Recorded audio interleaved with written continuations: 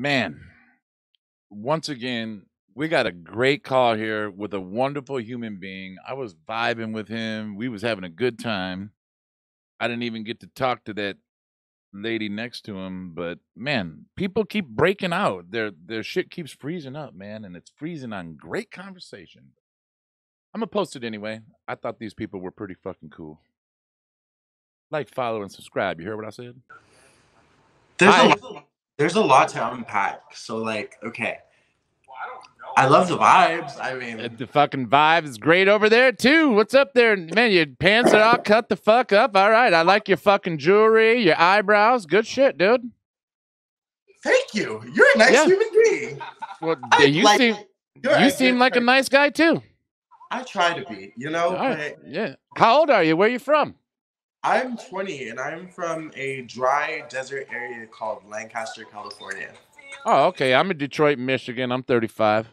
Oh, that's damn Detroit. Okay. And just so you know, this ain't gonna be one of them calls where I'm all nice and shit, and at the end I start screaming a bunch of racist shit. Because that seems to happen to me a lot on here, man. These motherfucking kids is shot the fuck out.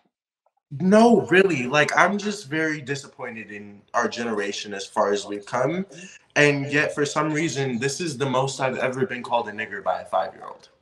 Oh, it is crazy how many times I get called it, and just Are you in these, black? huh? Are you No, black? no. But when I get on BLM tag and they do you like BLM, and I'm like, yeah, why wouldn't you? They start screaming it to me. They call me a spick too, and I mean, listen, here's what they call me the most. They call me fat, old, and bald. But I And mean, that's all the fuck they rehash on me. That's all they can get on me. if that's the best they can do, then I fear even worse for our generations because please come up with more offensive terms.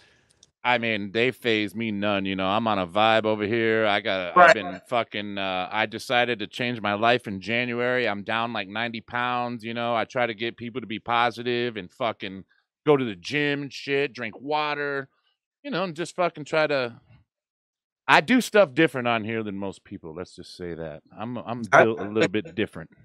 honestly, we have so much, like I said, we have so much negativity in this world, and it's very rare that we see, especially millennials, because I feel like that's another thing too, is the people who our generation kind of idolizes aren't exactly people who I feel like are the best people to idolize. I mean, you have people like Kanye West and Little Pump telling kids that it's okay to be misogynistic. You have Andrew Tate, who is now like one of the supreme rulers for, I guess, men's idea that feminism is this big bullshit hypocrisy, which I mean, in a way, it has its pros and cons, but I'm just gonna say I respect the movement because I see what they're trying to do.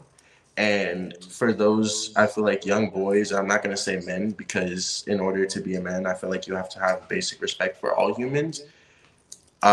For those kids who sit here and think it's funny to call women bitches and mistreat women, and not just mistreat women, but mistreat fellow brothers and sisters, it's very funny to me because I feel like those are the same people within the next 20 people or 20 years that are going to be trying to figure Running out. shit. So it's very fun seeing what is my now new generation come in and think that life is all peaches and cream, but then when they get hit with that first tax return, they're not going to know what the fuck to do. What is your name? My name is Tony. My name is Eli. Nice to meet you. Eli, pleasure to make your acquaintance, Eli. You know what, dude? I'm gonna tell you something, and I'm getting almost chills thinking about it right now because I think I really, really made a fucking difference in this fucking racist kid's life tonight. Uh, Interesting. he's 17.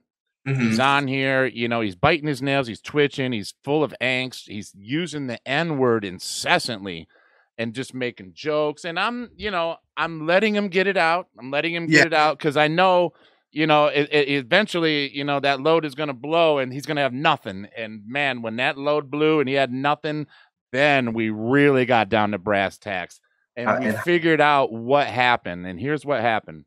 What had happened is that this kid went to a gay pride event uh and he's a straight kid, I would presume. So he said, and he said he was doing it as a joke, and I don't really understand the ramifications of that because he was being so racist that I didn't even want to get into the gay stuff yet.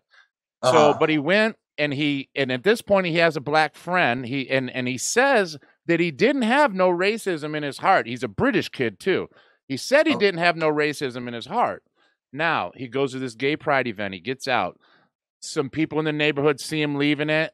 A group of black kids beat him the fuck up real bad. And one of the black kids was one of his friends that had been his friend.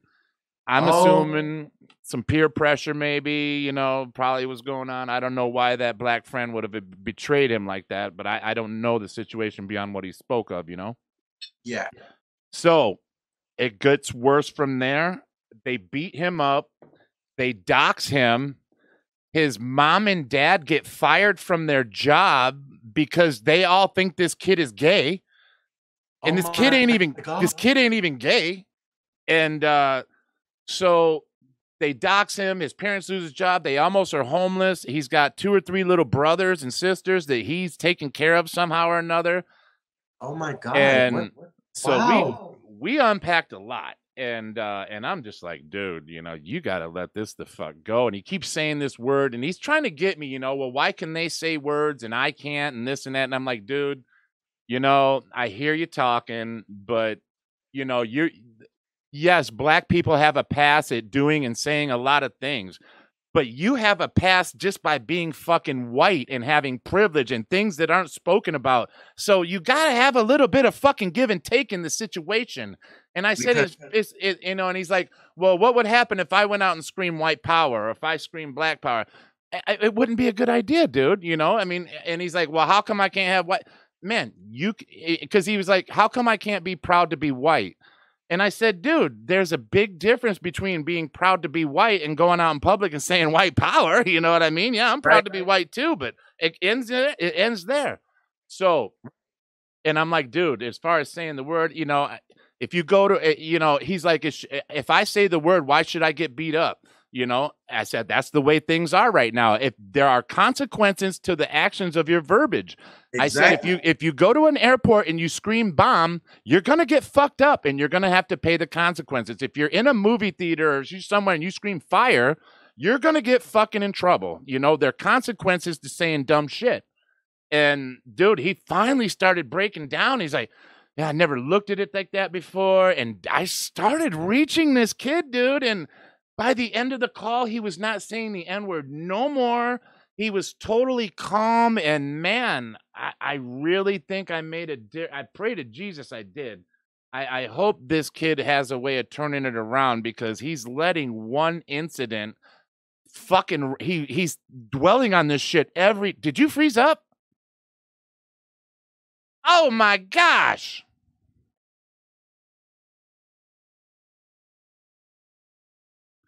Well, fuck me. Can you fucking believe that? I like them guys.